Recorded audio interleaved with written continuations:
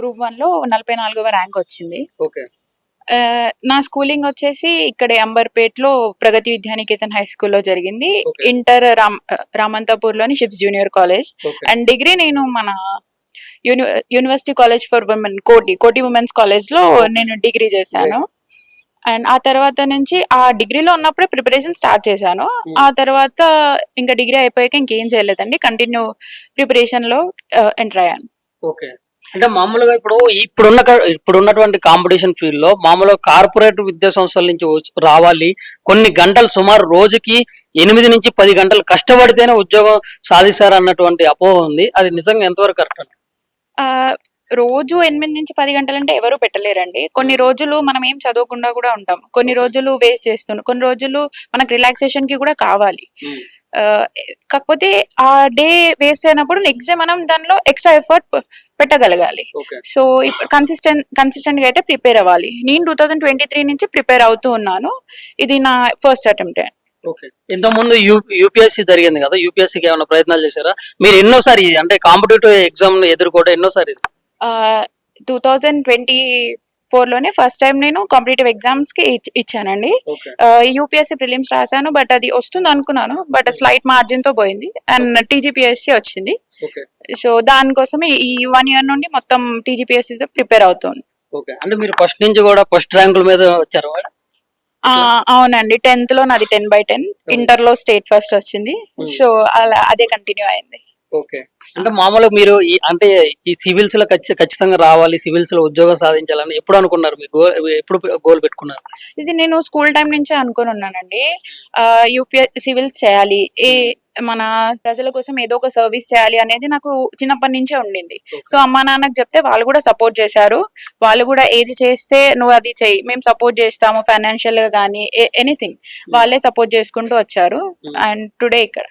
Okay. మామూలుగా అసలు అయితే మీరు అంటే ఇప్పుడు ఆల్రెడీ రిజల్ట్స్ లో కొంచెం ఫెయిల్ అయిన వాళ్ళు ఉంటారు కదా, అంటే మా ర్యాంకు రాని వాళ్ళ అభ్యర్థులు ఉన్నారు కదా, వాళ్ళకి మీ తరపు నుంచి ఎట్లా చెప్తారు, ఏమని చెప్తారు? డిమోటివేట్ అవ్వద్దండి, మళ్ళీ ప్రిపేర్ అవ్వాలి, మళ్ళీ కంబ్యాక్ గట్టిగా ఇవ్వాలి, ఈసారి ఎలా అయినా ర్యాంక్ కొట్టాలి. ఓకే. మామూలుగా ఆడపిల్ల అంటే మామూలుగా వాళ్ళకు కూడా ఎట్లుంటది అంటే కొంచెం వయసు రావాలి, ఏదో కొద్ది గొప్ప చదువుకున్నావా, మినిమం నాలెడ్జ్ వచ్చేంత వరకు చదువుకున్నావా, తర్వాత వెళ్ళిపోయినట్లుంటది. దాంట్లో మీరు దానికి ధీటుగా మరియు ఇక్కడ ర్యాంక్ కూడా సాధించినట్టు ఎట్లా అనిపిస్తుంది?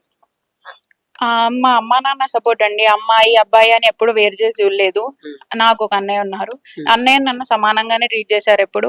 ఇంకా అన్నయ్య కంటే ఎక్కువ నన్నే చూస్తుంటారు.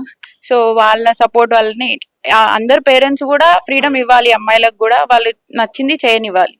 పెళ్లి ఇవన్నీ తర్వాతే, ఫస్ట్ కెరియర్ ఇంపార్టెంట్, ఆ తర్వాత ఒక మంచి పొజిషన్ లో ఉండేటట్టు చూసుకో. ఓకే. చాలా మంది ఇప్పుడు కాంపిటేటివ్ ఎగ్జామ్స్ నేను ఎదుర్కోలేను, నాకు ర్యాంక్ రాదేమో అని చెప్పేసి చాలా మంది భయపడతా ఉంటారు ముందే, దాన్ని అంటే ఎగ్జామ్ కూడా రాయడానికన్నా ముందే. మరి అట్లాంటి అభ్యర్థులకి మీ తరపు నుంచి ఎట్లాంటి ధైర్యాన్ని ఇస్తారు?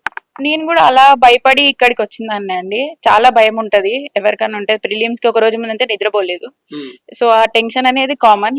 సో దాన్ని ఎదుర్కొని మనం దీనికి ప్రిపేర్ అవ్వాలి, దీన్ని మనం కాన్ఫిడెంట్ గా డీల్ చేయాలి ఎగ్జామ్ తో అనేది నిజం. ఓకే. ఇప్పుడు ఏకేఎస్ అకాడమీ నుంచి మరి మీకు ఎట్లాంటి సపోర్ట్ వచ్చింది, ఎట్లా గైడ్ చేశారు? ఏకేఎస్ లో నేను టెస్ట్ సిరీస్ తీసుకున్నానండి. టెస్ట్ సిరీస్ రాసినప్పుడు ఎవాల్యుయేటర్స్ ఉండేది, సమ్మయ్య సార్ గాని వీళ్ళు బాగా సపోర్ట్ చేశారు. నేను రాసే ఆన్సర్ ని చూసి లైక్ ఇలా కాదమ్మా, ఇంకోలా రాయాలి, ఇంట్రొడక్షన్ ఇలా రాయాలి, కంక్లూజన్స్ ఇలా ఉండాలి, మెయిన్ బాడీలో ఎగ్జాంపుల్స్ ఎక్కువ ఉండాలి, ఇలాంటివి చాలా చెప్పారు, గైడ్ చేశారు. ఓకే. ఇప్పుడు మామూలుగా నోటిఫికేషన్ విషయంలో కానీ ఇప్పుడు మామూలు ప్రభుత్వాలు అయితే మారుతా ఉన్నాయి, దాంట్లో ఇప్పుడు నోటిఫికేషన్లు ఎన్నికైతే పోతా ఉన్నాయి, నిరుద్యోగులు ఎక్కువ పెరిగిపోతా ఉన్నారు. మరి అట్లాంటి వాళ్ళందరికీ కూడా మీ తరపు నుంచి మీరు ఒక సక్సెస్ఫుల్ పర్సన్ గా మీరు ఎట్లా చెప్తారు? నోటిఫికేషన్స్ అంటే అది మన చేతిలో లేదండి, అది గవర్నమెంట్ చేతిలోనే ఉంటది. బట్ ఉన్న ఏ ఎగ్జామ్ అయినా, ఇది కానివ్వండి యూపీఎస్సీ కానివ్వండి, కాన్ఫిడెంట్ గా ఇవ్వాలి, బాగా ప్రిపేర్ అవ్వాలి, అప్పుడు సక్సెస్ అనేది వస్తుంది.